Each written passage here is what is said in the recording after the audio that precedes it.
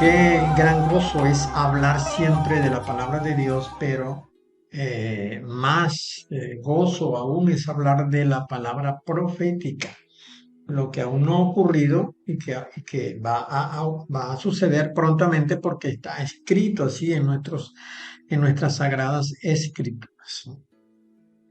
Las semanas anteriores hemos estado hablando sobre la semana pasada, pues específicamente estuvimos hablando sobre el capítulo 7 de Apocalipsis, mencionando aquello de que hay un premio, ¿no? Hay una bonificación, hay un galardón para los que han de pasar por la gran tribulación, y esto aparece en el capítulo 7 de Apocalipsis. El primer galardón se lo lleva el remanente de Israel, que ha de creer en el Señor en los tiempos de la gran guerra que se les viene encima. 144.000 serán sellados, 12.000 de cada tribu, con excepción de la tribu de Dan, que no está considerada ahí, pero sí se incluye entonces en sustitución de la de Dan, se extiende a José, la familia de José. Bueno, 144.000 sellados. Estos 144.000 sellados son los que creyeron en el Señor Yeshua porque le vieron y le reconocieron que Él era el que fue horadado, el que fue perforado, ¿no? El que fue traspasado cuando vino hace 2000 años atrás. Le reconocen y harán lamentación, tal cual como dice Zacarías en el capítulo 13. Harán lamentación, llorarán como se llora por hijo único. Bueno, la semana pasada conversamos acerca de el otro grupo, que es el grupo de la gran multitud que Juan dice que era tan grande que él no podía contar. Ese otro grupo no es de Israel, ahí no está Israel. Israel ya fue galardonado en la primera porción de este capítulo 7. Los que son galardonados acá son los que de las etnias y tribus y naciones que no son judías, pero que creyeron en el Señor Yeshua y fueran hechas partes de la promesa, pasaron por la gran tribulación y están ahora delante del Cordero, ¿no?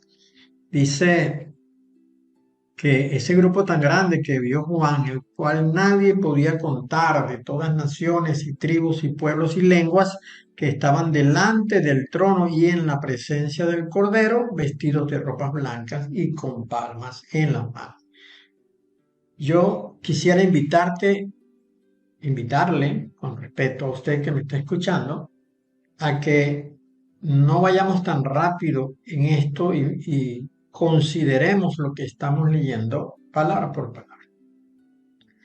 Dijimos, porque así está escrito en las Sagradas Escrituras, en Apocalipsis 7:14, que estos que está viendo Juan son los que han salido de la gran tribulación.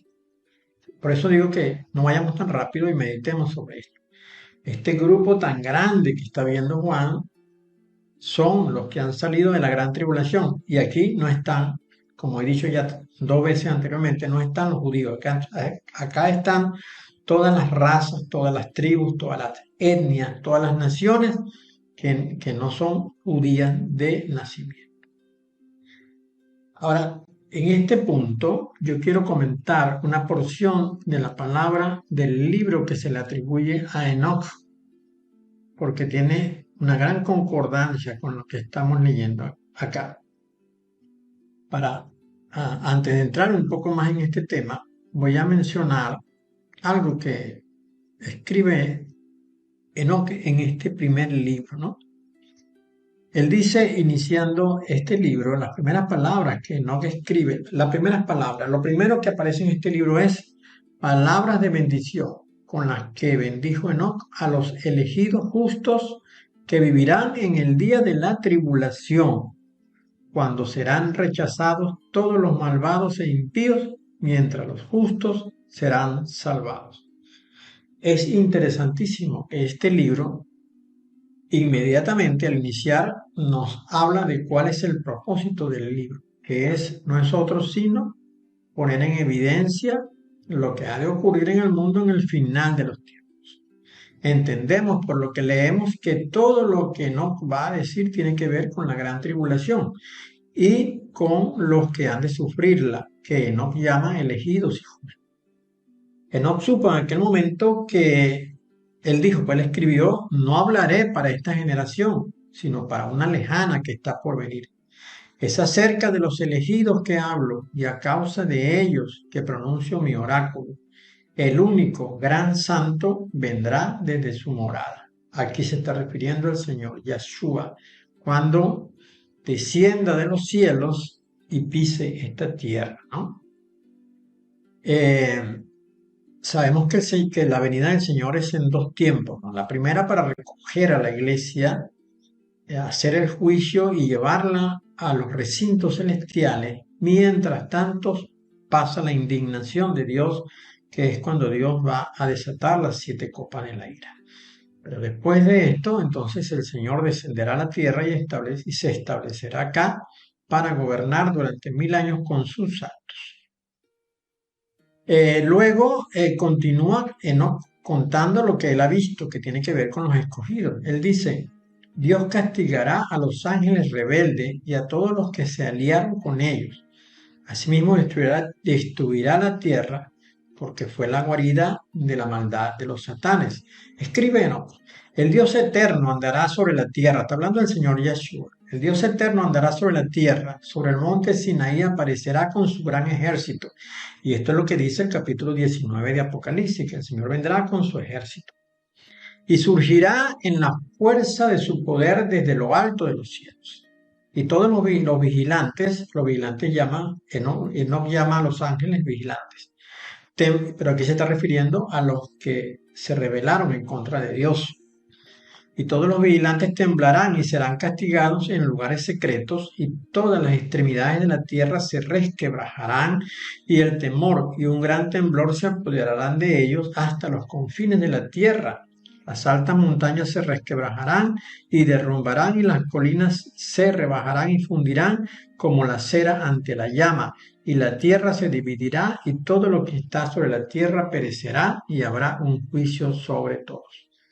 Esto encaja perfectamente en lo que dice Isaías 24. Luego de castigar a los ángeles rebeldes, bendecirá a los que hayan vencido durante la gran tribulación. Dice Enoc, pero con los justos él hará la paz y protegerá a los elegidos, y sobre ellos recaerá la clemencia, y todos ellos pertenecerán a Dios, serán dichosos y benditos. Los ayudará a todos y para ellos brillará la luz de Dios. Así que esto que ve Juan está preparado de antemano, desde la eternidad misma, tal como escribió Enoc en su primer libro. Desde el momento que los ángeles se rebelaron y quisieron quitar a Dios para ponerse ellos, en ese mismo momento Dios planificó y organizó todo lo que habría de ocurrir en este. Entonces, hemos leído que esa gran multitud que ve Juan es la que salió de la gran tribulación.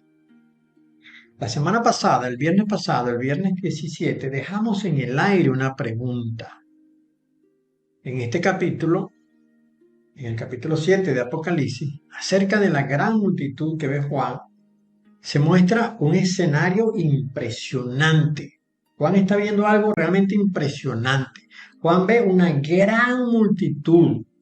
Esto da a entender que era tan numerosa que era imposible intentar contarla. Por eso dice él, la cual nadie podía contar. Dice, de todas naciones y tribus y pueblos y lenguas que estaban delante del trono y en la presencia del Cordero, vestido de ropa blanca y con palmas en las manos. Esta multitud, como allí dice, proviene de todos los pueblos que habitan sobre la tierra, que no están en la línea genealógica de Israel.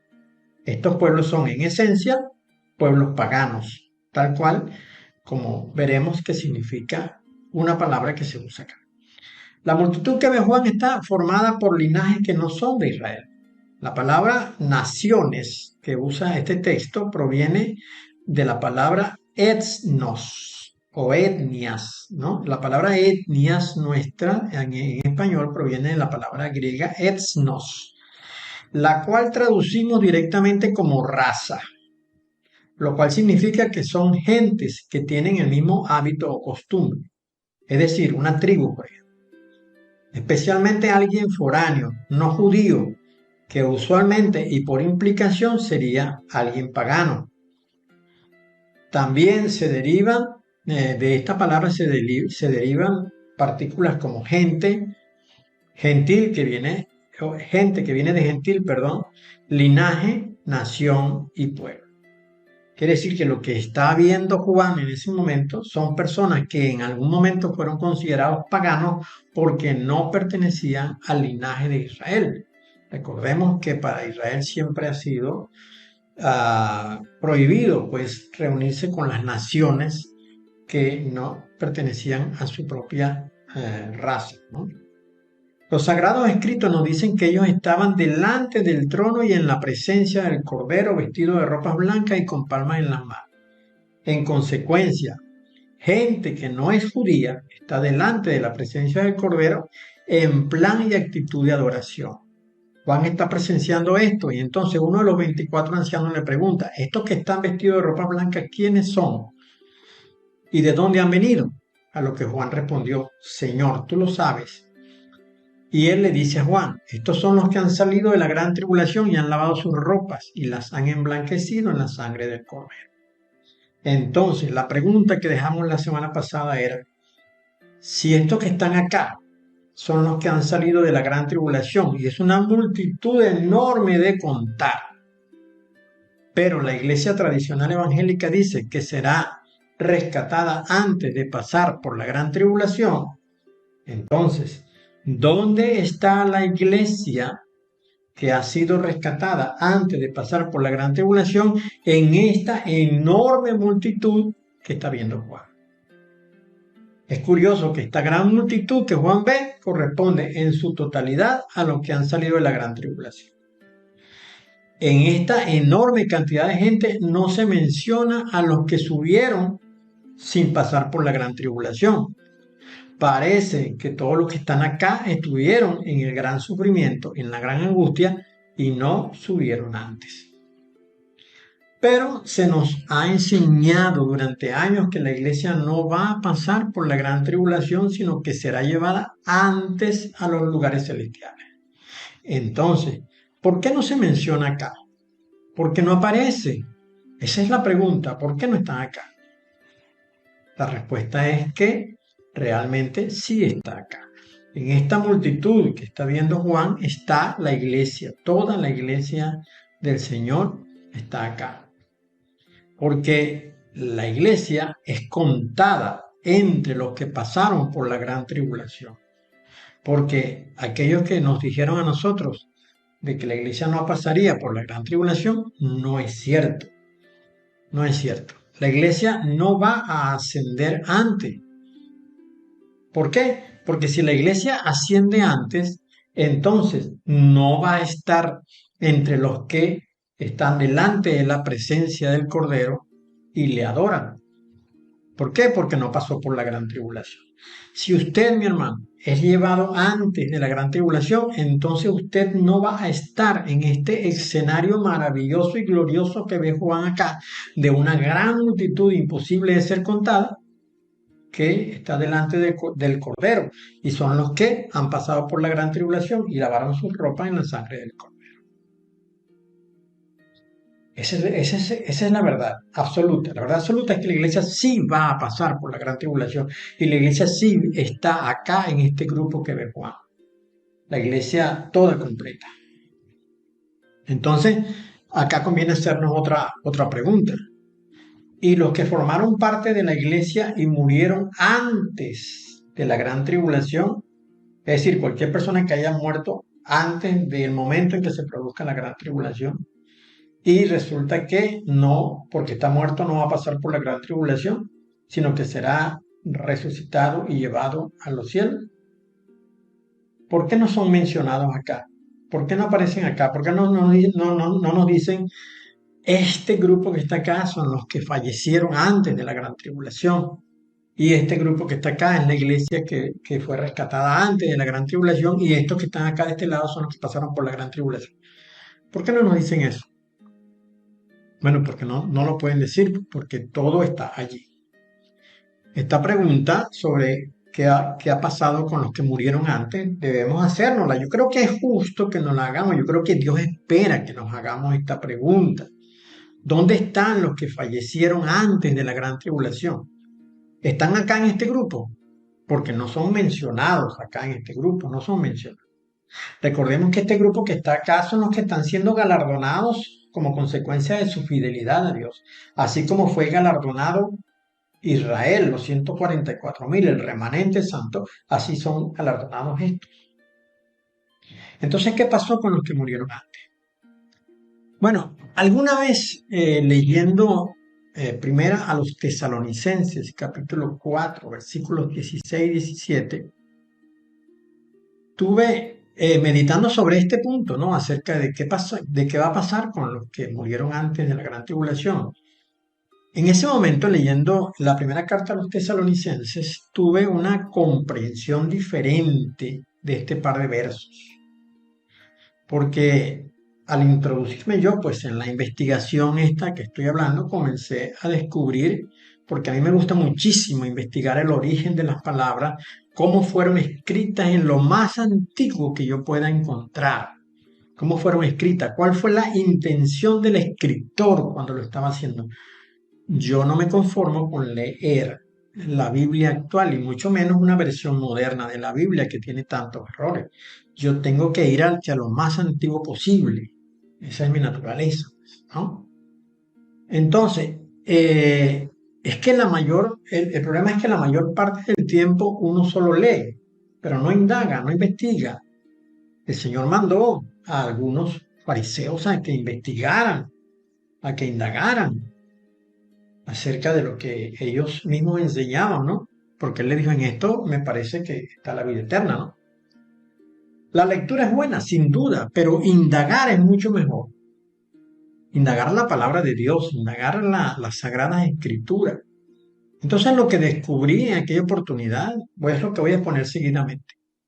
El texto al que nos estamos refiriendo dice, porque el Señor mismo, con voz de mando, con voz de arcángel y con trompeta de Dios, descenderá del cielo, y los muertos en Cristo resucitarán primero.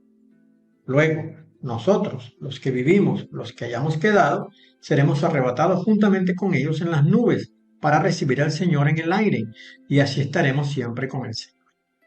Leyendo yo este hermoso y esperanzador texto, me di cuenta de algo.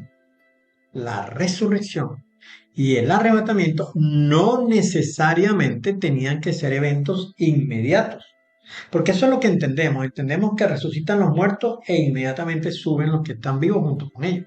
Pero el texto que estamos leyendo no dice que esto sea así. No dice que esto sea así.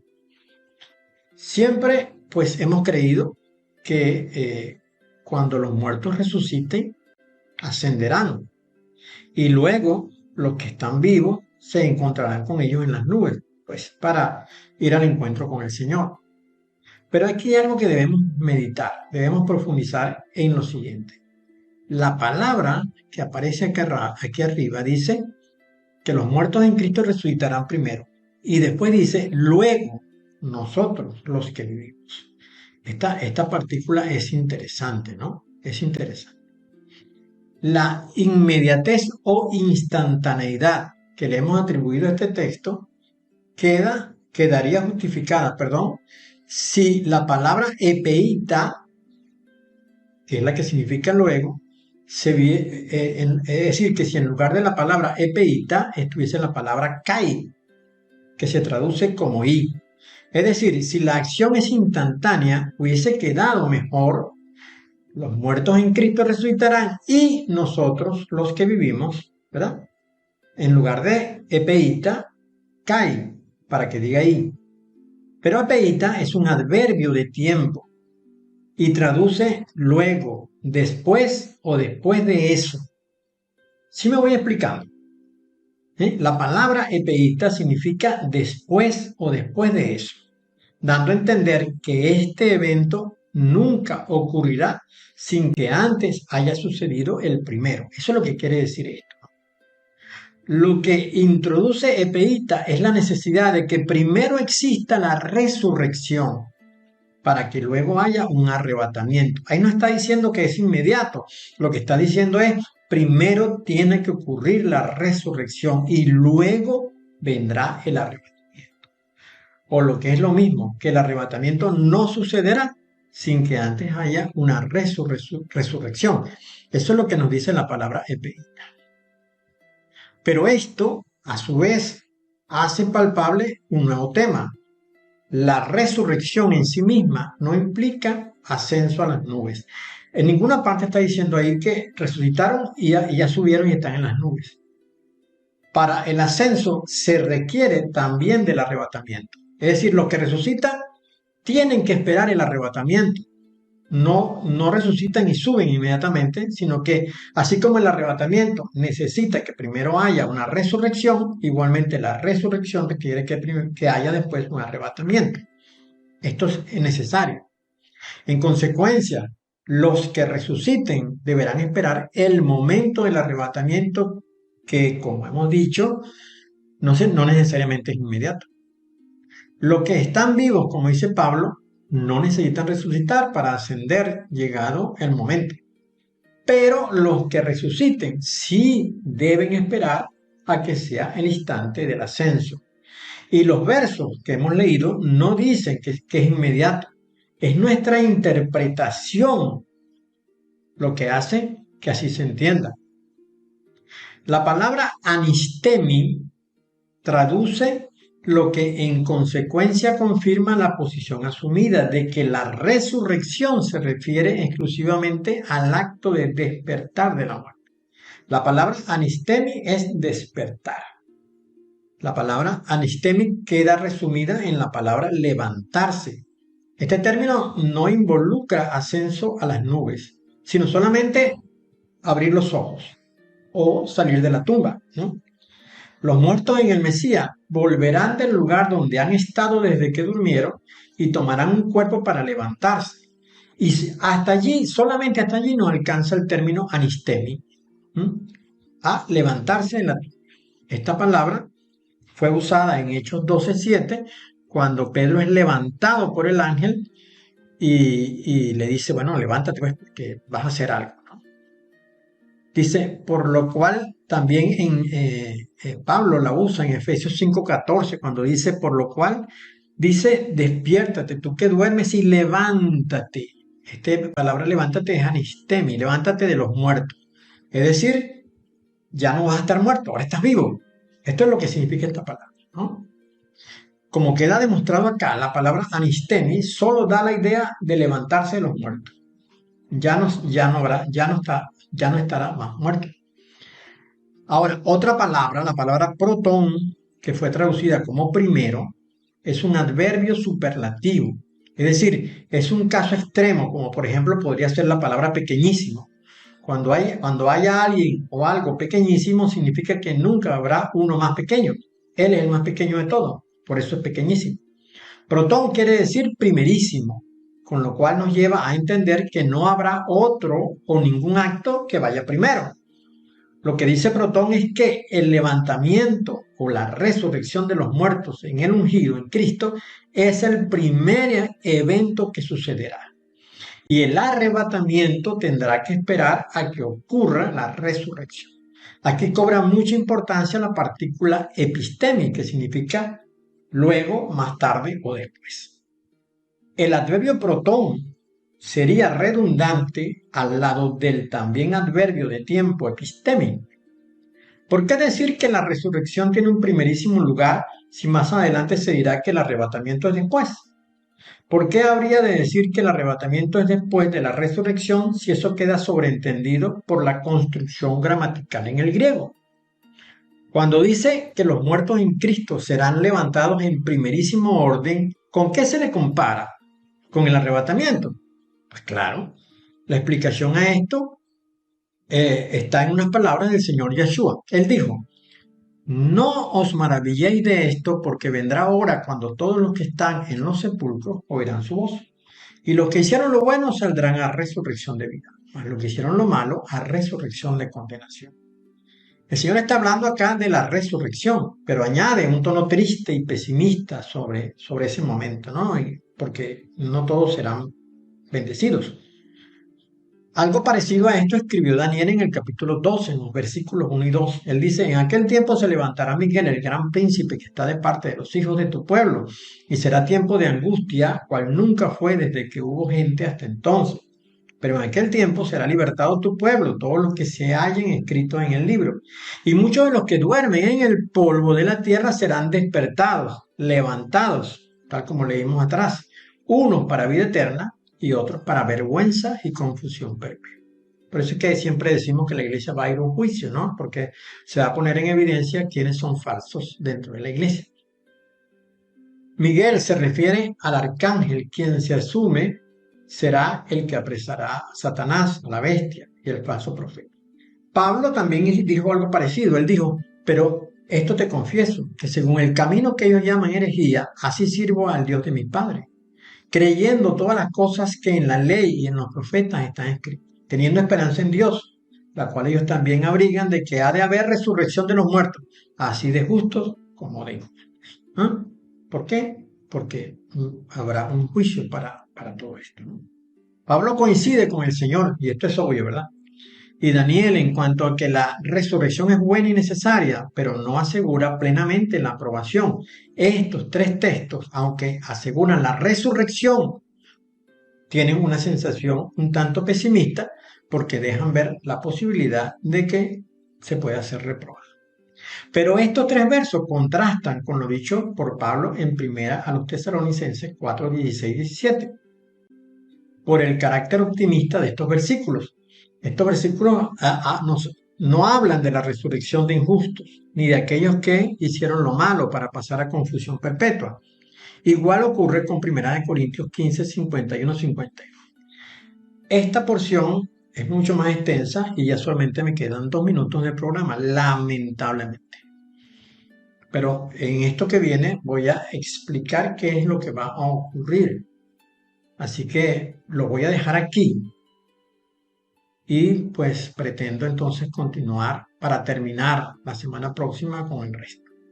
Dejemos en el aire entonces esta pregunta, igual como hicimos la semana pasada, pero ya un poco más avanzado en la explicación. ¿Por qué la iglesia viva, pero que fue rescatada antes de la gran tribulación, y por qué la iglesia que había muerto antes de la gran tribulación no aparece en la gran multitud que vio Juan de todo pueblo, nación y lengua? Y la semana que viene pues terminaremos, haremos un pequeño resumen de lo que hablamos hoy y terminaremos con el resto de la enseñanza.